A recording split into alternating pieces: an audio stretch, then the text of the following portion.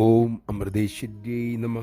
അമ്മയുടെ ഭക്തനായ ഒരു ഡോക്ടർ, സർജനാണ്, നല്ല ഭയവുമുള്ളയാൾ. സങ്കീർണമായ കേസുകൾ വരുമ്പോൾ ആദ്യമൊന്ന് പതറും. അമ്മയുടെ ഉപദേശങ്ങളുടെ പലവട്ടം കടന്നുപോയപ്പോൾ ഭയമകറ്റാനുള്ള വഴി അദ്ദേഹത്തിന് മനസ്സിലായി. അമ്മ എപ്പോഴും കൂടെ ഉണ്ടെന്ന സത്യം ഉള്ളിൽ ഉറപ്പിക്കുക. അതിനായി അമ്മ കൂടെയുണ്ടെന്ന് ഭാവന ചെയ്യുക, മനസ്സാ സംസാരിക്കുക.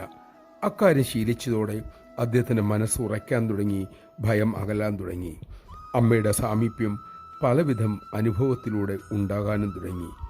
ഉണരുവിൻ മക്കളെ എന്ന ഗ്രന്ഥത്തിൽ അദ്ദേഹത്തെ സ്വാധീനിച്ച വരികൾ ഇതാണ്: എങ്ങനെയാണ് ഈശ്വരനെ ഞാൻ ഭാവന ചെയ്യേണ്ടത് എന്ന ചോദ്യത്തിന് അമ്മ ഇങ്ങനെ അരുളി: മോൻ ഈശ്വരൻ്റെ കുഞ്ഞാണെന്ന് കരുതുക. ആ ഭാവന ഉറയ്ക്കുന്നതോടെ ഈശ്വര സാന്നിധ്യം കൂടിക്കൂടി വരും. നമഃശിവായ. അമ്മയുടെ കുഞ്ഞാണ് ഞാൻ എന്ന് നമുക്ക് ഭാവന ചെയ്യാം. അമ്മയുടെ അച്ഛൻ്റെ തണലിൽ കുഞ്ഞ് എപ്പോഴും സുരക്ഷിതനാണല്ലോ.